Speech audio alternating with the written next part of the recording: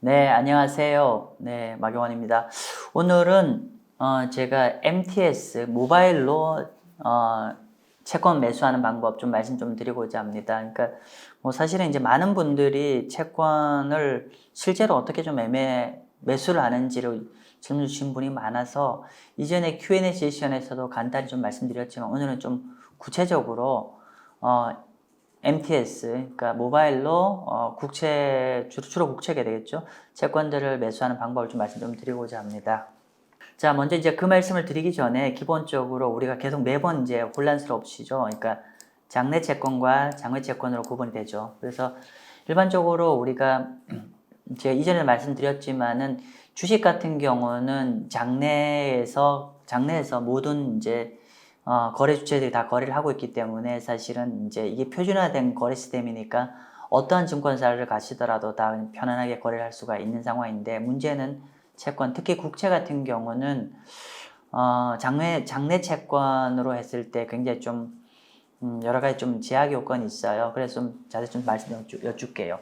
먼저 장내와 장외를 구분했을 때 우리가 기본적으로 만약에 우리가 국채 종류가 100이라고 했을 때 현실적으로 장내 채권에서 거래되는 물량은 한 20-30%밖에 안 됩니다. 그러니까 즉 전체의 7-8알은 장외 채권에서 거래된다는 거죠. 그러면 이렇게 절대 물량이 장내 채권, 그러니까 주식은 장내에서 모두가 다 거래되는데 채권이 이렇게 장외에서 거래되는 연유는 뭐냐면은 좀 전에 말씀드렸지만은 주식은 모든 거래 주체가 장내에서 거래를 하지만은 국채 같은 경우는 장내 채권의 주 거래 상대방들은 개인들입니다. 즉 기관 투자가나 외국인들은 장내에서 거의 거래를 안 하신다고 보시면 될 것 같아요.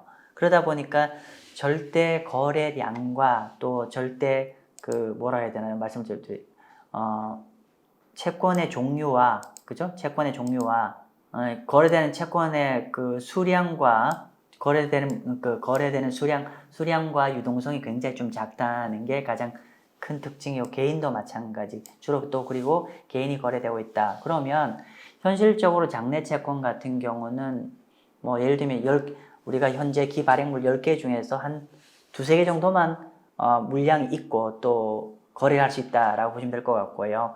그리고 반면 장외 채권 같은 경우는 기본적으로 기관 투자가 개인들이 기본적으로 다 활용하기 때문에 일단 장외 채권은 보유 물량이 압도적으로 더 많습니다. 그리고 주로 외국인과 기관들이 좀 많이 거래를 하는 거죠.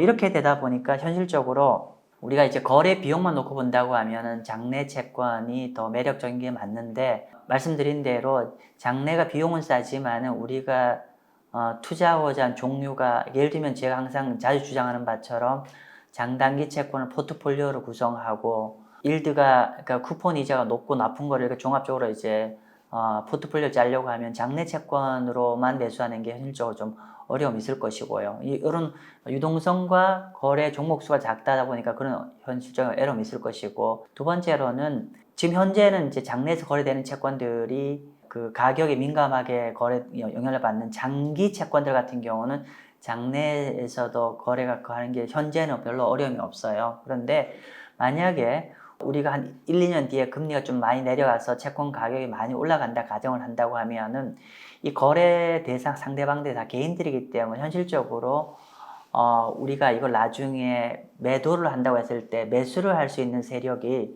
유의미하게 그러니까 매수를 받쳐줄 개인이 생각보다 적을 리스크가 좀 있다는 거죠. 그러다 보니까 현실적으로 지금 당장은 장내 채권을 가지고 매매가 가능한 물건이라도 향후에 이제 한쪽으로 시장이 쫙 흘러가면은 매수세가 충분치 않아서 또 매도가 원활치 않을 견성도 있습니다. 그래서 이런 어려움이 있기 때문에 현실적으로 좀 약간 비용이 발생하지만은 장외 채권을 좀 일정 부분 활용하시는 게 꼭 필요하실 것 같고요. 아까 말씀드린 대로 장외 채권 같은 경우는 그 보유 물량도 많고 또 거래 상대가 많아서 나중에 매도하는 것도 별로 이슈가 없어요.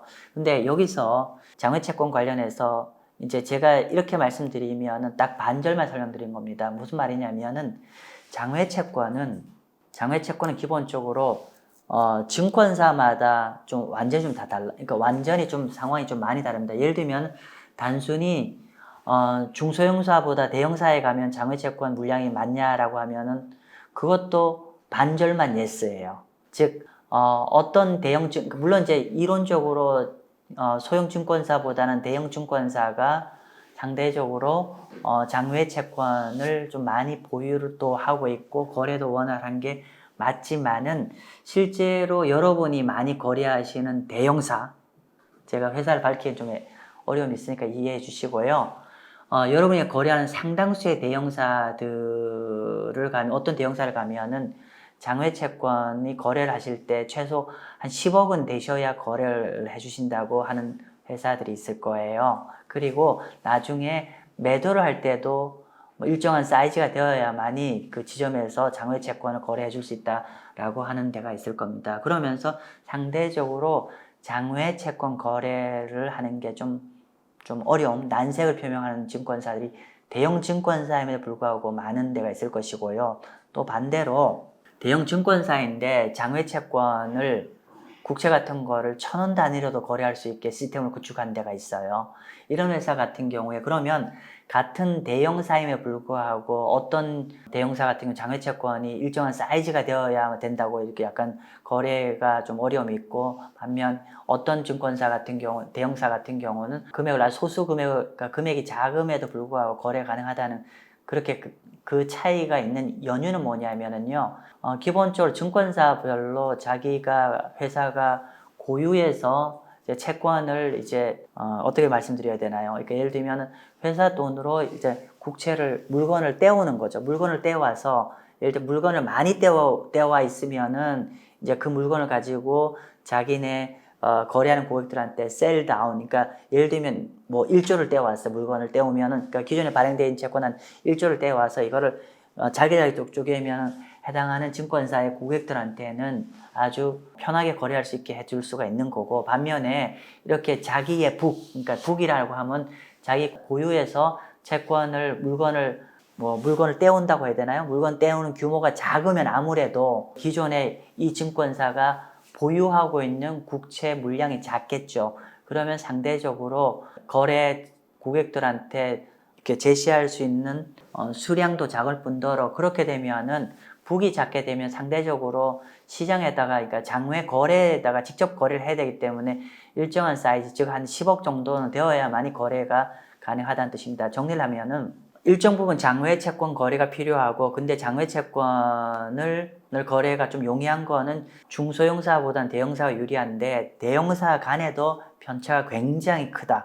여러분이 거래하신 상당증권사는 이런 자체 고유한, 그러니까 물건을 떼오는 고유한 북도 작을 뿐더러 또 없는 경우도 있어요. 그렇기 때문에 결론은 여러분이 장외 국채를 원활하게 거래하려면은 거래한 증권사에서 너희 회사가 보유하고 있는 국채 물량이 얼만큼 있어요? 라는 그 질문을 증권사에 해당하는 PB한테 꼭 물어보십시오. 왜냐하면 그 보유 물량이 많다는 거는 그만큼 고객 입장에서는 다양한 종목으로 다양하게 금액이 좀 작게도 이렇게 매매를 할 수가 있게 되고요. 그리고 이렇게 북이 많다는 거는 나중에 여러분이 매도를 할 때도 그 증권사를 통해서 원활하게 장외 채권을 매도를 할 수가 있다는 뜻입니다. 그리고 한 말씀만 더 드리고 이 부분을 마칠 건데요. 여러분이 만약에 장내 채권을 매수를 해서 나중에 매도하기가 용이하지 않다고 하면은 그거는 장외 채권으로 매도하시면은 그 부분을 해결할 수가 있습니다. 일부 대형 증권사 같은 경우는 MTS, 그러니까 모바일에서 장내와 장외를 모두 다 거래할 수 있게 돼 있어요. 즉 MTS에서 장외 채권을 많이, 그러니까 이게 다 바로 보인다는 뜻은 그 회사가 보유하는 국채가 꽤 있다는 뜻이거든요. 그래서 오늘 전제는 그 모바일 안에서 장내와 장외 채권을 동시에 다 이렇게 거래할 수 있는 증권사 시스템을 가지고 제가 설명 좀 드리도록 할게요. 그러면 맨 먼저 MTS를 보실 때 기본적으로 채권의 종류를 좀 선정하셔야 돼요. 예를 들면은 국고채를 할 건지 금융채를 할 건지 회사채를 할 건지에 따라서 수익률과 만기를 좀 채권을 검색하면 돼요. 예를 들면은 특정 증권사 모바일에서 이게 국채가 있다고 하면은, 예를 들면은 국고라고 검색을 하시면요, 채권들 만기 리스트가 여기 아래에 있는 것처럼 이런 방식으로 쭉 채권 리스트가 쭉 다 뜹니다. 그래서 일단은 맨 처음에 채권을 가셔서 첫 번째 조회해야 될 게 거래하고자 하는 채권의 종류, 이제 국고채인지 금융채인지 회사채인지 이런 걸 정한 다음에 만약 여러분이 국채를 거래하고 있다고 한다면 국고를 검색을 하시고요. 국고를 검색하시면 정말 다양한 형태의 이 회사가 보유하고 있는 물량들이 쭉 리스트업이 돼요. 그래서 수익률과 만기일을 검색이 되는데, 그러면 국고를 만약 여러분이 지금 제 방송을 보시면서도 국고라고 예를 들면 검색을 하시면은 물론 이제 증권사마다 다 달라요. 근데 제가 말씀드리는 건 이게 잘 준비된 증권사를 기준으로 말씀드리는 겁니다. 정 궁금하시면 저 개인적으로 연락하십시오. 제가 알려드릴게요. 자, 그런데 어쨌건 간에 국고라고 그 잘 돼 있는 증권사 시스템 MTS를 기준으로 말씀을 좀 드리면은 국고라고 검색하면은 굉장히 많은 종류의 쭉 다 떠요. 그러면 이 중에 어떤 종목, 이 채권, 국고채가 표시하는 게 어떤 의미인지 한번 볼게요. 예를 들면 볼게요.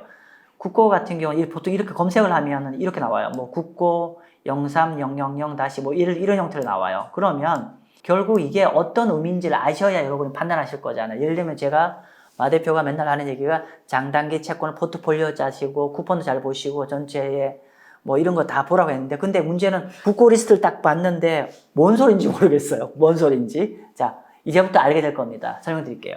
먼저 국고라고 그러니까 채권 리스트를 치면 이렇게 나오는데 이게 어떤 의미인지 앞에 보시면 국고에 보시면 여기가 앞에 3위 있잖아요. 3위라고 보이는 거는 요 앞에 요 앞쪽에 있는 건 쿠폰 금리입니다.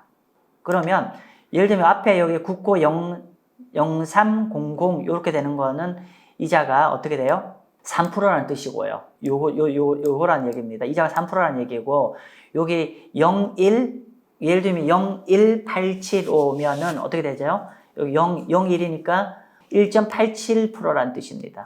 쿠폰 이자가. 그러니까 여기 이 표현도 틀렸어요. 이자가 아니라 쿠폰 이자입니다. 그죠? 앞에 정리를 하면은 만약에 앞에 예를 들면 03이 아니라 1000 이렇게 하면은 쿠폰 이자가 10%짜리구나. 근데 여기는 03이니까 앞에 1은 10짜리니까 생각하고 이건 3% 이자구나. 두 번째, 여기 01875 오면은 이거 떼고 그냥 여기 10짜리고 여기 1짜리니까 이건 1.875%구나. 그러니까 정리하면 요 앞쪽은 쿠폰 이자를 알려주는 거예요. 그래서 여러분이 만약에 상대적으로 고쿠폰을 원한다면 이 앞쪽에 숫자가 높은 걸 선택하셔야 될 거고, 상대적으로 저쿠폰을 채권 투자하고 싶다고 하면 앞에 요 앞쪽 편에 있는 숫자가 작은 거를 선택하시면 됩니다. 그게 쿠폰이 해당하는 국채의 쿠폰 이자 내역이고요. 그리고 요 뒤편에 하이폰 다음에 있는 요거 42-12 또는 24-12 요거는 뭐냐면은 이 채권의 만기 일자예요. 즉 42-10이라는 거는 무슨 뜻이냐? 2042년 12월에 만기되는 채권의 뜻이고요.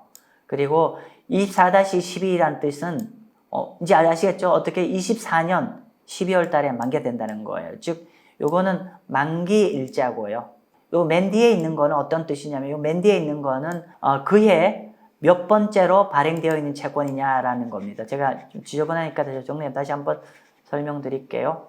자, MTS를 가면은 맨 먼저 뭘 하신다고 했죠? 제가 첫 번째는 국고라고 검색을 하고, 국고를 검색하면 다양한 종류가 채권이 뜨는데 그럼 채권을 어떻게 구분해야 되냐? 보시면은 요 앞쪽이 쿠폰 이자를 보여주는 거고, 앞에 03이라는 거는 이게 3%라는 뜻이고 01875라는 거는 1.875%입니다. 만약에 0자리에 1이 들어갈 때 예를 들면 앞에 1이라고 하면은 여기 1이 붙으면 13%가 되는 것일 것이고 1이 붙으면 11.875가 되는 거죠. 그래서 요 앞쪽은 쿠폰 이자를 보여주는 거고, 그리고 뒤편에 요거는 이 채권 해당 채권의 만기 날짜를 알려주는 거고, 그리고 여기 괄호 안에 12-5 내지 뭐 21-10이라는 거는 2021년에 10번째로 발행된 국채다. 요거는 2012년에 5번째로 발행되어 있는 국채다. 이렇게 이해하시면 될 것 같습니다. 그래서 앞으로 요 앞에 있는 이렇게 채권 리스트만 딱 뜨더라도 여러분 금방 이해하실 수 있을 거예요.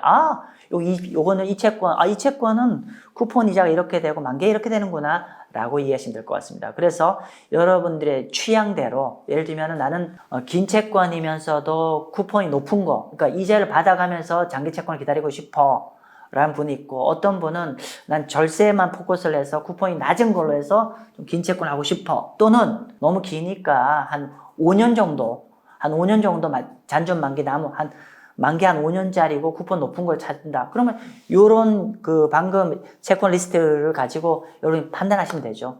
예를 들면 어떤 걸까요? 예를 들면은 나 쿠폰 한 3% 정도 나오고 만기 한 5년 남은 거 하고 싶어라 하면 어떻게 될까요? 요렇게 이런 형태로 예를 들면 앞에 요런 방식으로 쿠폰이 0.3 정도 나오니까 한 3%는 쿠폰 찾아야 될 거고 5년 남았으면 어떻게 했죠? 예를 들면은 요 숫자가 24가 아니라 42가 아니라 뭐 27 예를 들면 12 이렇게 하면 한 4년 남은 건가요? 아무튼 요런 날짜를 가지고 여러분이 검색하시면 여러분이 원하는 채권을 쿠폰과 만기 날짜와 이걸 선택으로 할 수 있다라고 말씀 좀 드리겠습니다. 실제로 제가 말씀드렸는데 실제 화면에 어떻게 되는지 한번 볼게요. 실제 화면에 검색을 해보면 이건 S증권사 화면인데요.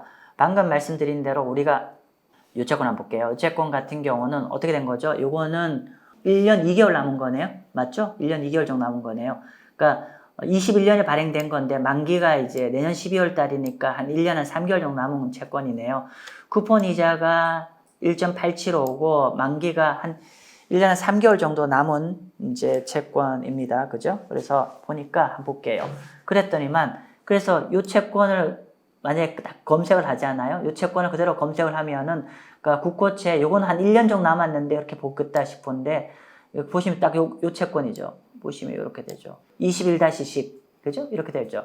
근데 현재 가격이 9480이래요. 즉, 뭐 여기서 좀 설명드릴 게 많죠? 첫 번째는 표면 이자가 0.875라는 거는 이 표가 그렇다는 거고, 근데 이거는 이 채권은 만기가 한 1년 3개월 정도 남았기 때문에 만기에 가면은 지금은 9,840원에 사지만 만기에 우리는 10,000원에 돌려받잖아요. 그리고 할인 차익도 기대할 수 있다는 거죠. 과표는 1.875지만은 요 할인 차익 거의 어떻게 되나요? 9,840원에서 10,000원 되니까 뭐 한 그만큼의 10,000원까지 올라간 할인 차익도 발생을 기대할 수 있는 상품인데 아무튼 그래서 지금 요 책을 검색을 하니까 요렇게 치면 요렇게 리스트가 떠요. 이렇게 장내에서 된다는 게 보여지는 거고요.